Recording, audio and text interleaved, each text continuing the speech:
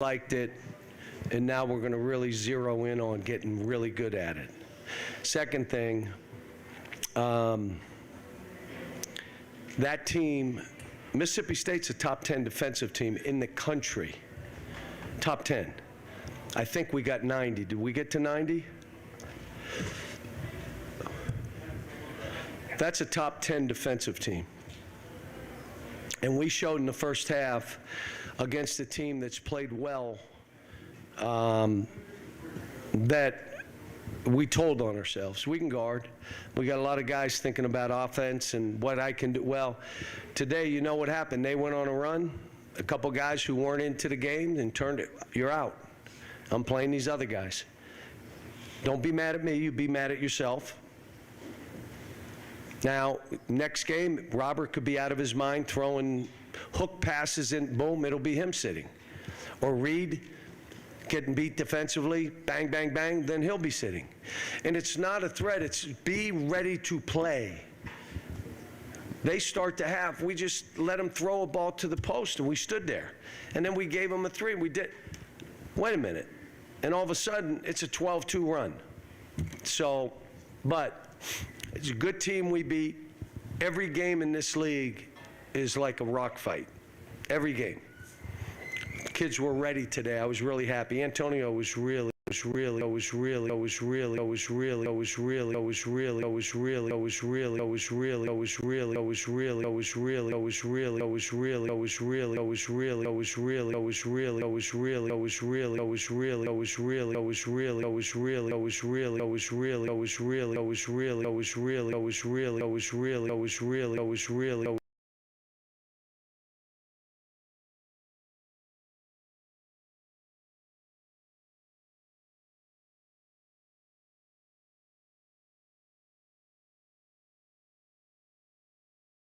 for 9 on free throws, did in a lot of different ways, Euro step backs, floaters. Just how far have you seen him come offensively in that regard from the last year? My favorite play for him, he started his dance, and usually what's he shoot?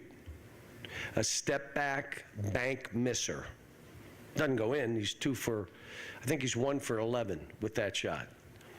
I'm like, do your dance, then you get happy, and then go by the guy. And he went by him and got fouled. You know, again, trying to give each of these individual players what they need and then what they got to do for us as a team. You saw a late game. Like you could tell we worked a couple days on late game stuff. It doesn't matter what the score was. It's what we were doing. And so we... you know, we got things to do, but this is a good team. We're a good team. And there, we lost that game in overtime. We made 15 threes, 22 assists, 11 turns, 9 block shots, scored 90 on the road, and you lose? Yeah, they made 17 threes. And that next game they didn't, but they made 17 threes. And you know what? All of a sudden, Kentucky. I don't know if it's people's hope or their real opinion. I think it's their hope. So we've got another tough game coming up. Georgia, you ready? Has not lost a road game.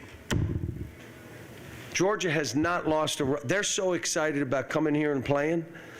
Mike's got them playing now. It's another good team. This team beat Tennessee, and they got up 15-16. John, as you've been working to improve the defense on this team, how much of it was technique, how much of it is want to and desire? Because offense is fun, defense is hard work. Yeah, and it's playing desperate. Are you willing to do that? Or I'm too cool to play desperate, then you can't be in on this team. Because did you kind of see it doesn't matter who the 5 are on offense? Really doesn't matter. We'll score whatever 5 we put in. That means you better be rebounding, you better be defending, you better be talking, you better be connected to us, or I can play somebody else. That's not a threat. That is, come on, guys, connect. So the defense, some of it is, like they kept saying, you know, well, we just got to really do it. I said, listen, let's come up with another plan too. And that's what we did a little bit, and we were a little more aggressive. But we got work to do. Coach, you've talked about how crazy the fans are here at Kentucky. There seemed to be a group on social media of fans that came together and raised money and put a billboard up saying "Free Big Z" just down the road from the NCAA Center. And I'd say it again, our fans are crazy. Yeah. And I love them. How much I love them. support And does that show let me him? just say this. When you have, everybody wants to have engaged fans. I just walked into that arena. This Georgia game, I want it to sound, when I went to the Philadelphia Phillies playoff game, folks, I got chills. It was so loud and people were so engaged. I want that Georgia game to feel that way. Like it is, that's our fans having a 10-point edge, being those people. And today they were really good. But I would say that doing that shows how the fans are here. You got places where they're trying to sell tickets, where they're trying to get people involved. That doesn't happen here. They're here. They'll be waiting on the radio show. It's 4 degrees out. They'll drive back to East Kentucky. They love it, and they're a part of this. And that's why if you lose, sometimes they're still engaged. They're not not engaged. But some, like I said, some of the statements you wonder sometimes, is it their hope or their real opinion? And I'm not talking fans. Ugo with 4 blocks tonight, 5 blocks last weekend, and He was good today. averaging 6 blocks over 40 minutes. Just.